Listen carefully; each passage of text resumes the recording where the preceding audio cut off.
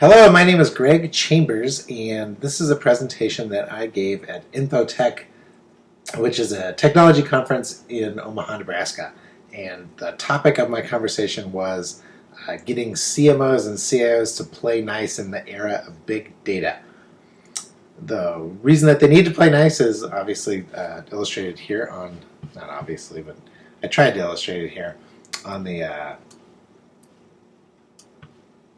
on my initial slide with the creative and the analytical, getting those two pieces of our organizations to work well together. So jumping into that, in the next few minutes I'm going to help you with the tools that I gave them that will help an organization take advantage of this blurring of roles as the technology spend moves from the CIO over to the CMO in time. So before we get started, let me pause, jump up here. Before we get started, I'm going to bring up a semi-related communications problem, because ultimately what this is getting these two parties to communicate well together, and that's what I'm going to give you are three tools that will aid in communication. So my daughter is, her name is Abby Chambers. She's a junior in college, well, soon to be a senior. But many, many years ago, she was a Sesame Street loving toddler and attended daycare. One night, I was jolted awake because she called out from her room, "Big Bird." So she was our first child. I had not yet honed my middle of the night child duty skills. So I jumped up. I thought, oh, "Big Bird, nightmare. I just need to calm her down. I'll be back in 5. So in the short distance between my room and hers, the calm her somehow translated into, I should probably keep the lights off. So I stumbled in, felt my way around, moved towards the bed, and trying to be soothing. "It's all right. It's just a nightmare. Daddy's here." And then I heard another. She said again, "Big Bird," as I sat down on the edge of the bed, and splat. So not Big Bird. Turns out it was Big Burp. A classic miscommunication. Abby and I are much better at communicating today, but it's that said, it's still not early. So don't worry, we're not going to be trying to cover boy, girl, or even father-daughter communication skills. What we're going to be dealing with is what I consider the next thorniest communication challenge, which is analytical versus creative. And even then, I'm not going to get into all this right brain, left brain, analytical creativity, and creative analysis stuff. I'm going to let the academics fight over all that. I'm just going to focus on some tools that will help you communicate. 3 of them. So here's a high-level overview of why I'm here. So the marketing people are finding success with big data. If you're just being introduced to this, welcome. But if you've been paying attention to anything that I've been saying on the website, you know what big data is. So that data tends to reside in the IT department. So that classic stereotype of right brain versus left brain, creative versus analytical, shows up, and it's old. This Dilbert cartoon that I popped up here, the timestamp, if you notice, it's from. Oops, I guess I drew that backwards. It's from 2009. So and I think that kind of stuff's funny. And but it goes the other way too. Even in this one's 2007, where they talk about usability, and usability usually residing inside the IT department. Also, so again, this marketing versus IT issue is old, and I'm not going to solve it in the next few minutes, but if your job is to work with the opposite, so whether you're on the marketing side or the IT side, these tools I'm going to give you will help. The other thing I'm not going to go into is the virtues of big data, or whether the CIO or the CMO should be leading that process on vendor selection or consulting project selection, or any of the other turf battles that are going to be coming your way.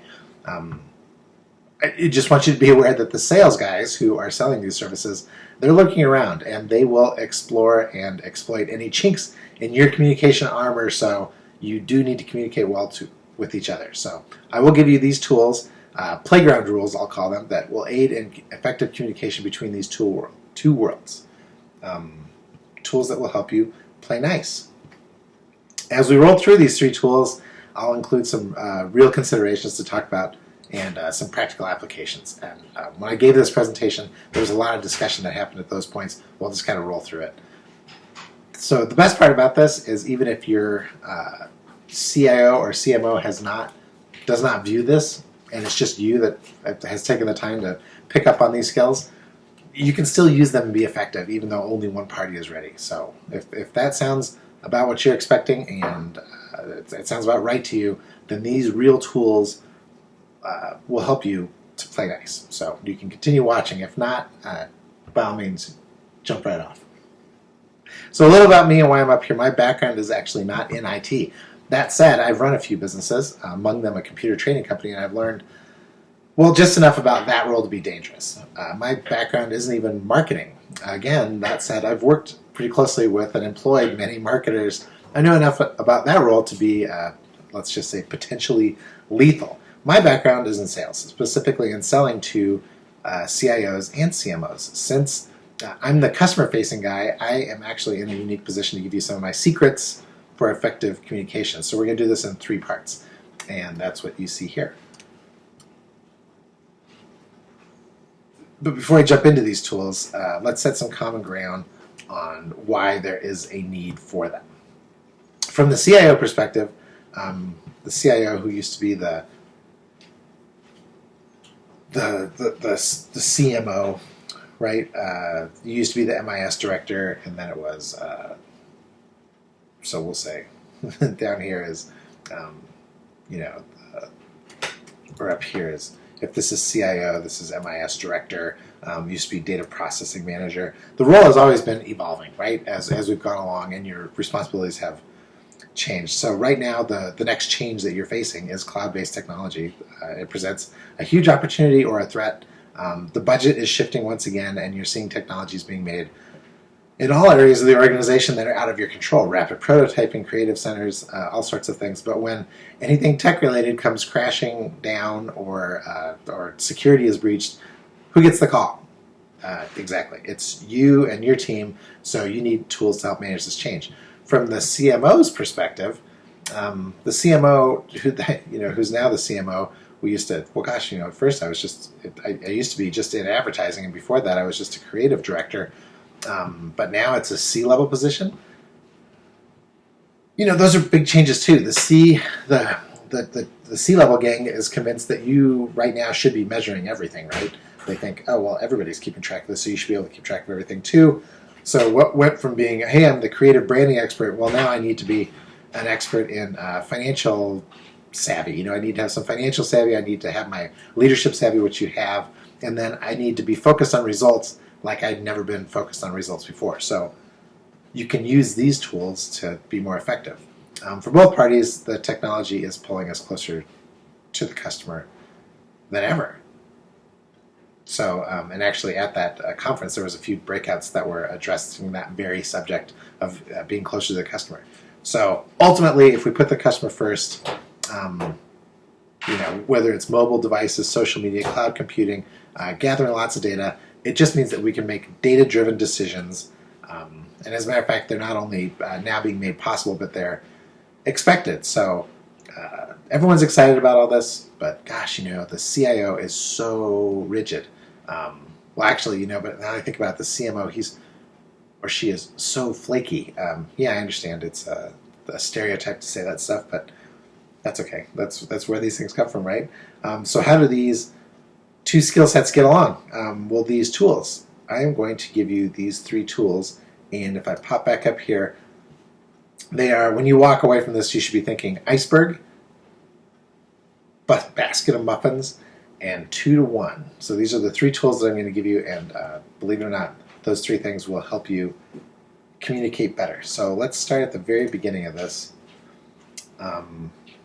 And those are those terms again, the definitions of terms again. The Law of Reciprocity and what I'm going to call the BL. And no, as somebody said in the meeting, it's not the big lie. But we'll talk about it when it's there. So we can jump on the first thing. The first thing that happens is we're going to define terms. Boy, it seems like, I apologize, one of my slides got out of terms. So the first thing we start with is defining terms. So if you're the wise man has said we should define terms. That's Socrates, right? And this is Einstein. We'll get to that, and then that's me, Greg Chambers.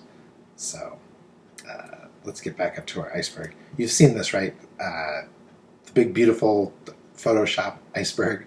When it comes to communication, I'm going to be borrowing this analogy from my good friend Mahan Khalsa. So as we communicate with each other, this tip of the iceberg that's sticking out of the water, that represents all of our words, our gestures, our inflection that we use to get our point across. But as you can expect, what we mean is oftentimes so much deeper than that. So all that meaning is buried beneath the surface. So that's what we call the iceberg effect of communication. So I'm going to just pick a word for you to illustrate this. We're going to pick this word budget. And we all know what that means, right? So it's the pro forma, the P&L, projections. We say budget, we're all on the same page. But if we go a little deeper into that, when I talk about budgets, I have two approaches to the budget. And I don't know if my CIO and CMO friends have the same thing. But my CIO self looks at the budget and thinks in terms of TCO, right? Total cost of ownership. So to operate my business with $1 million technology line, I want to get the biggest bang for my buck, right? So I'm going to manage that cost to that budget line. But if I'm the CMO, I actually approach the term budget and I think in terms of ROI, right? My return on investment. So to operate my business with $1 million marketing line, I'm thinking in terms of, well, it's 10%. I need to drive $10 million in top line sales. So if I can find tools that give me a greater than 10 to 1 ROI, I'm going to spend that accordingly. So even if that means I'm going to end up investing $1.5 million. So it's budget. It's the same word, which is, again, up here, the tip of the iceberg. But there's two different meanings below the surface.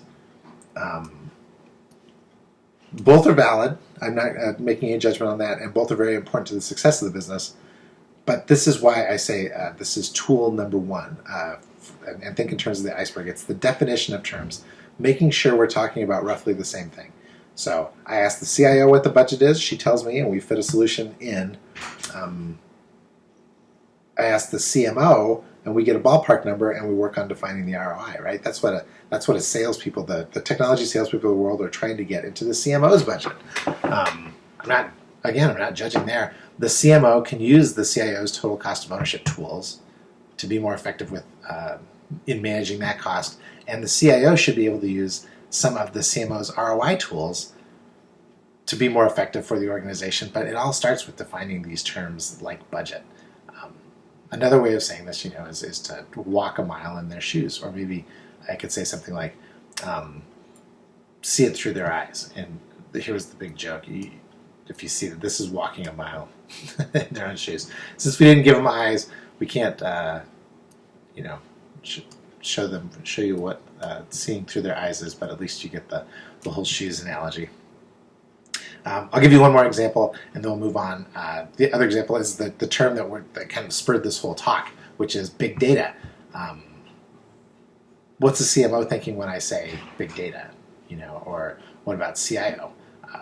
Just speaking broadly, when the CIO hears big data and gets excited about the data, the first thing is, well, how are we going to structure this? We're going to apply analytics. We want to use new processes and methods. We want to shape the data. We can actually create new products on that. The CMO is actually looking at that same term and thinking in terms of customer loyalty or hyper-personalization or blending experiences across devices. Very close, right? But they're not the exact same thing. So my point is, the more you know about what each party is really saying, the more effective your time together can be. And I know you're thinking, really? How can I worry about defining all the terms that we toss around? It just take forever. And when you say that, just so you know, I agree. To break down the meaning of the word is to one another is probably safe for some sort of deposition, but it's not hard to listen for some key terms and bring up definitions. So when the CMO says customer focused, you can say, well, just to make sure that we're on the same page, when you say customer focus, what customers are you thinking about, right? Because the CIO ends up dealing with a lot of internal customers versus external customers, and so does the CMO. But let's just make sure when we say customer focused, we're both talking about the same customer. So when the CIO says something like secure and security, the CMO should be saying, well, I want to make sure we're talking about the same thing you are. When you say secure, what do you mean? Just trying to understand the depth of meaning on that. And these aren't always related to terms that you're both using. Sometimes it's a term that's used by one party, like CPA. You ask the CMO what they mean by that, and they say, well, it's cost per acquisition. And you think, well, how are you getting to that figure? Or app. You ask the CIO what she means, and she says it's a program that serves a business purpose, and you think, well, like on a phone, right? And both the CMOs and the CIOs kind of get each other's joke on that. But taking the step, the first step is searching for understanding and making sure that all the differences between our that as we're communicating, that we get on the same direction for a streamlined approach, right? As the good book says, it's seek first to understand. So set your ego aside for a moment, but you can do it. And the way that we do it is, I like to use these little terms here, and I'll pop these up on the screen so you can see them. I'll just hold on. Let me get my text. Here we go. Okay, I'll type these out really quick. Just to nice. I'll do it over here then. Let's see, just to make sure we're on the same page, right? That's a good intro that you can use. I want to double check. There's an easy one for you, and tell me what you mean when you say ... So putting those things, those little clues into action is what I'm getting at. Adding those to our lexicon is really not that hard, and then getting used to saying them is that's where the big gains come from. So that's where we're going to start. We're going to start by defining terms, and now we're back to this. And the reason why we started with Socrates here, saying that we need to start by defining terms. A little more modern example is Einstein. He said if he had 1 hour to solve a problem, he'd spend 55 minutes defining it. And that's what we're doing. So, and I'm the guy over here talking. So gosh, you've got it. There's Socrates and Einstein and Greg Chambers. So that's strong evidence for the power of defining terms. So once you've done that, right, you're on the same page. And that's the first big challenge that CIOs and CMOs have, is making sure that they're just on the same page. So let's get into the second most powerful tool in our new communications arsenal, and it is the Law of Reciprocity. And that's where we see where the muffins take place, right? So that one wasn't even big enough to give me a good arrow.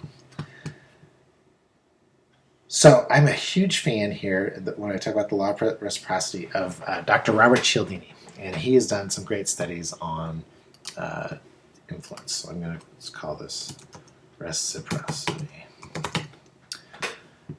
Oh, nice. Reciprocity. The Law of Reciprocity. So to paraphrase the work, reciprocity is, it's a social construct that we have evolved. It's evolved in our society, where basically it's trading favors. That's the best way to paraphrase it. So, and before we go drifting into the concept of favors, because we did get kind of lost in this in the talk that I was in, know that in my definition, I know that there are good favors and there are bad favors. People who do you favors because for the greater good, and people who would do favors because they want to take advantage of you. So we're trying to play nice. So you can safely assume that all I'm talking about are things that I would consider good, or you would consider good favors, the positive side of the Law of Reciprocity. So you should be thinking, well, how does one good term deserve another help in communication? And that's a good question. So before you go about making any requests or demands, or just jumping into some other department's business, I'm suggesting you take a moment, you stop, you consider that department's greater purpose in the organization, and then do that department a favor. It's not necessary for this to be a grand favor, but it is necessary for it to be constructive and the kind of favor that helps that department get closer to their corporate goals and objectives. It doesn't even really need to be all that complicated. So I usually just start by thinking, well, what's in it for that, right? What's in it for him or her, the person that I'm going to be trying to communicate with? So by now you're aware that someone is not going to change just because you need something, right? We've all learned that through our years. So one of the mistakes that managers make is demanding change. And that does lead to compliance, but doesn't necessarily lead to commitment. So the way you get commitment to change is find something in the other person's best interest that can be achieved through whatever your priority is, right? So if we use reciprocity this way, the cooperation will last a long time after we've made an initial request. So I'll give you a quick example or two. So from the CMO perspective, your background and skill set, you should be able to ask yourself a question like, what are the two things the CIO can do in their department that will help create a little brand positioning in the organization? Most IT departments have their budget allocated from other divisions, right? Because that's where that total cost of ownership thing comes from. They become as part of the cost center for all the other departments. So technically, most of their customers are really those departments, right? So if I were you, I'd be thinking, how can I help them get a win for their customers? I could make something up here, but my point is that if I just went through the exercise of, if I were Gail, I would do A and B to help them with their problem with Z, right? And if you could offer that as unsolicited piece of advice and insight with no expectations on it, whether or not it's acted on, over time, if you come from the right place, Gail would accept it. I'd appreciate it. I may come up with a lot of reasons why I wouldn't do whatever you're suggesting, but I want to be better at my job ultimately, right? So I may consider it. And ultimately, what I'm after, what you're after is you just want me to be open to your future ideas and issues and concerns. If you're giving me things that can help me in my business, I will be more open. So from the CIO perspective, the CMO is getting very excited, right? You can see that the CMO is getting alternately excited, but then at the same time very apprehensive about big data and being measured, right? This is where you see inside their own department, somebody sees the advantage of data, and then another person says, well, we can't measure all that. How do you measure good design? This is a common one. So looking at their department from the CIO perspective, what are a couple ideas that you can offer to make their lives easier? And one that came up because it was used, I've used it successfully, is having the CIO help with the Kpi Dashboard, a key performance indicator dashboard. The CIOs have been working with data for many, many years, mountains of data. Sharing some of these, this is what works for us tools that you use to help manage and monitor all that data opens up goodwill in the same way. And why does this whole thing work? Ultimately, like what I said at the beginning, Dr. Cialdini helped us understand that we're hardwired to accept favors and we want to return them. So much so that you can actually be manipulated by this, right? Easter seals and sending, that's why they send you all those stamps, the Hare Krishnas, that's why they used to offer you a free flower. There's a lot of examples out there. But basically, when someone offers up something, we immediately think about what we can give them in return, often without even considering why are they offering me this original favor. So that's why you need to use this tool to help with communication. It's just a way of exposing ourselves to the other person. Like a dog that when you start yelling at them, they kind of roll over and expose their belly. When you go out on a limb and trying to understand and help someone else, you're going to help lower their guard and increase the chances that you can have effective communication. I'll give another example. I'm making a few assumptions here, but that's the way we get to move along. So the most important one is that you in IT and marketing, you guys have skill sets that the other one doesn't. Daily considerations, business considerations that the other one doesn't. So sharing those insights with one another is a key way to communicating well. marketing hires a consultant. The consultant wants all the data uploaded into the cloud so that they can do some analysis on it.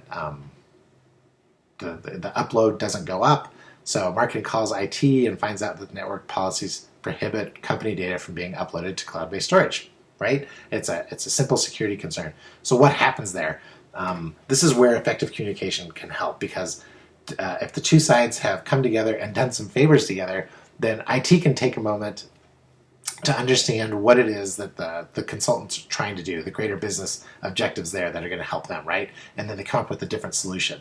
At the same way, does the marketing department just get pissed off and do a workaround, or do they try to understand why the policy is in place and understand that it is working, that the fact that I just can't take a bunch of customer data and throw it up into a cloud storage solution benefits the organization. So I understand, this whole communication thing, it's hard, but if we're working together at this point, we've defined terms, right, with the iceberg, and we've used the law of reciprocity when we're talking about muffins. Okay, so if we can use these to our organization's advantage, they'll work. So that's where we're at so far. We've defined terms, so we're starting to communicate better because we're starting to make sure that we're talking about the same thing, and then we're actually trying to help each other improve each other's condition so that we can talk more freely about the challenges. And then we're going to get ready for tool number 3, and that's the one I call the BL. So if you haven't guessed this at this point with these two guys working this right here, it's body language. So bear with me here. Over time, we've morphed into these really hyper-connected creatures, right? And it seems that we're forgetting some of the very basic rules of the playground. So to be effective communicators, we need to get good at these again. The first being eye contact. So right there, right? Let's see each other. Here's a simple one. If you're in the same building together, the phones. You want to make an impression and communicate effectively, just why don't you take out a phone in front of the person that you're going to talk to for the next 20 or 30 minutes and turn it off and then put it away. They get the picture. Oh, this guy's really going to listen. And ultimately it's 20 minutes, right? It's 30 minutes tops. And if the time limit doesn't work, then move on. I say move on, move to a different time where you can actually give the other person 20 minutes to work through an issue. The other thing is, it helps too, is it just helps set expectations, because we used to have a big saying, and I still have a big saying in sales, that wherever you are, you need to be there. It speeds up interactions. It makes everybody more effective. You get more stuff done. Computer monitors are another one. If you're talking to somebody and they're glancing at their laptop, close the laptop. If you turn the monitor off, or if you still have a desktop and you kind of turn it away from your face, one of my favorites is just get out from behind the desk. And most offices, they've got the 2 chairs sitting on the other side. Grab one of the chairs and sit next to them instead of across from them. And as a funny aside, boys, if a girl does this, it doesn't mean she's coming on to you. Just that they're looking for more effective communications. And I don't know. There's a few people who thought these sounded pretty silly. Maybe they could be, but are they terribly effective? Yeah, they are. So we need to. That's the first thing I say to increase communication skills between the two departments is get face to face. And then the second part of it is to listen. And you've heard that maxim of 2 ears, right? So I don't have a drawing tool in here, but it's 2 ears, 1 mouth. Use accordingly, right?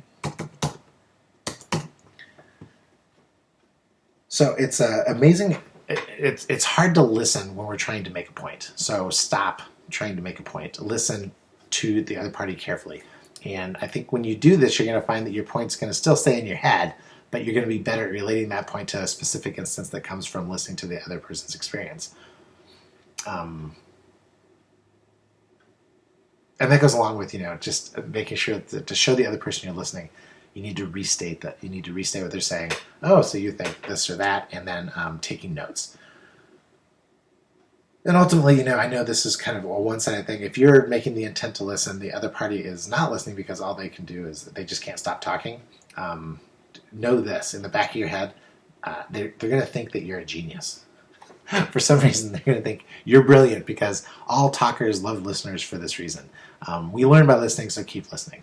The last piece is when in body language is use your inside voice. And I don't know why this comes up so much in my IT and marketing discussions, but invariably when you get into predominantly right or predominantly left-brain people and you get them together, one side will not use their inside voice. It's the craziest thing. So if we're going to play nice, the first thing we need to do is pretend that we're inside playing nice and not out on the swing set.